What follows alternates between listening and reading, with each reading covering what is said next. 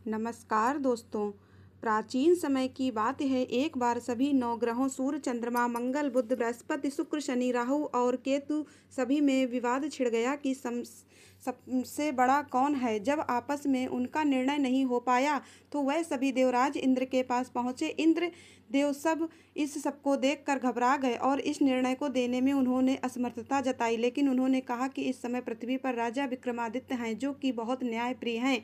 वे ही इसका निर्णय कर सकते हैं। सभी ग्रह एक साथ राजा विक्रमादित्य के पास पहुंचे और उन्हें अपने विवाद का कारण बताया। साथ ही उन्होंने कहा कि आप ही निर्णय लेकर बताएं कि हमसे सबसे बड़ा कौन है। राजा इस समस्या से चिंतित हो उठे, क्योंकि वे जानते थे कि जिसको भी उन्होंने छोटा बताया वही नाराज हो जाएगा। तब राजा को एक उपाय सूझा और उन्होंने स्वर्ण, रजत, कांसा, पीतल, सीता, रंगवा, जस्ता, अभ्रक और लोहा इन सभी से इस सिंहासन बनवाए और उन्हें इस क्रम में रख दिया। फिर उन्होंने सबसे निवेदन किया कि आप सभी अपने सिंहासन को ग्रहण करें। जो अंत में सिंहासन पर बैठेगा वही सबसे छोटा होगा। और इसके अनुसार लोहे का सिंहासन बाद में होने के कारण शनिदेव सबसे बाद में बैठे और वही सबसे छोटे कहलाए। और शनिदेव ने सोचा कि राजा ने यह जान बूझ कर किया है। उन्होंने नाराज होकर राजा से कहा, राजा मैं कुछ नहीं जानता। सूर्य एक राशि में 1 महीना, चंद्रमा 2.25 महीना 2 दिन, मंगल 1.5 महीना, बृहस्पति 13 महीने और बुध और शुक्र 1 महीने में विचरण करते हैं, परंतु मैं 2.5 से 7.5 साल तक रहता हूँ। बड़े बड़ों का मैंने विनाश किया है। श्री राम की 7.5 आने पर उन्हें वनवास हो गया और रावण की 7.5 आने पर उसकी लंका को बंदरों की सेना ने परास्त होना पड़ा।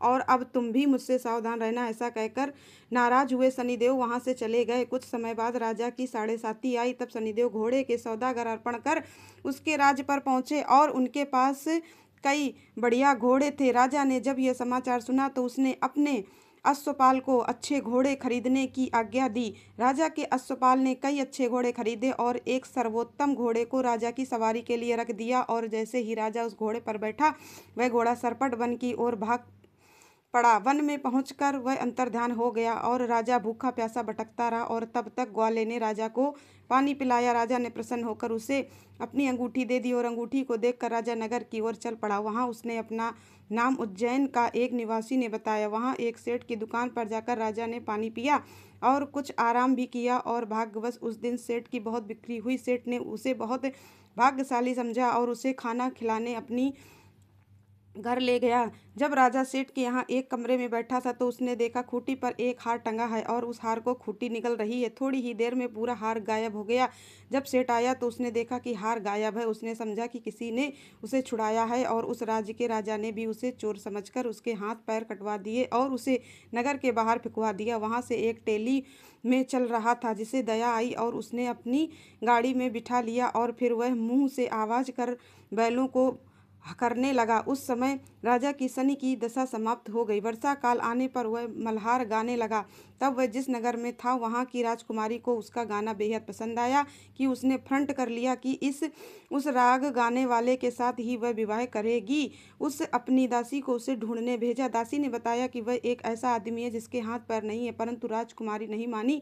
चुपचाप राजकुमारी नहीं मानी तो राजा ने तेरी को बुलाया और उससे विवाह की तैयारी करने को कहा और फिर उसका विवाह राजकुमारी से हो गया। एक दिन सोते में हुए शनि देव ने उस राजा के स्वप्न में आकर कहा, राजन, देखा तुमने मुझे छोटा बताकर कितना दुख फैला है। तब राजा ने उनसे क्षमा मांगी और प्रार्थना की कि हे शनिदेव, जैसा दुख मुझे दिया ऐसा किसी को और मत देना।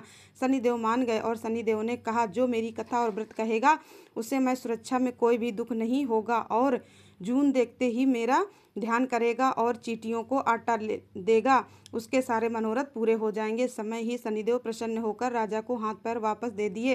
प्रातःकाल खुलने पर राजकुमारी ने देखा तो वह हैरान रह गई।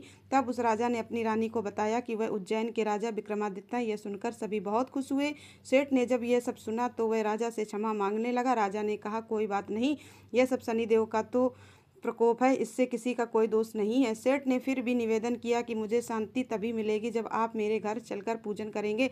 सेठ ने अपने घर को तरह तरह के व्यंजनों से राजा का सच अनुसार साथ दिया। सपने देखा तो खूंटी उस दिन बाहर निकल गई थी, अब उसी हार को अगर रही थी। सेठ ने अनेक मोहरें देखकर राजा का धन्यवाद किया और सेठ ने राजा से कहा कि वह उसकी कन्या से विवाह कर ले। राजा ने इसे स्वीकार कर लिया और कुछ समय बाद राजा अपनी दोनों रानियों के साथ उज्जैन नगरी को चल दिए।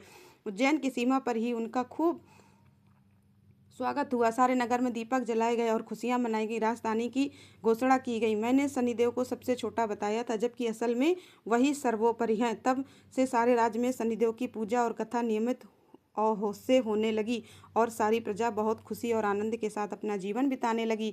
जो कोई शनिदेव इस कथा को सुनता या पढ़ता है, उसके सारे दुख दूर हो जाते हैं।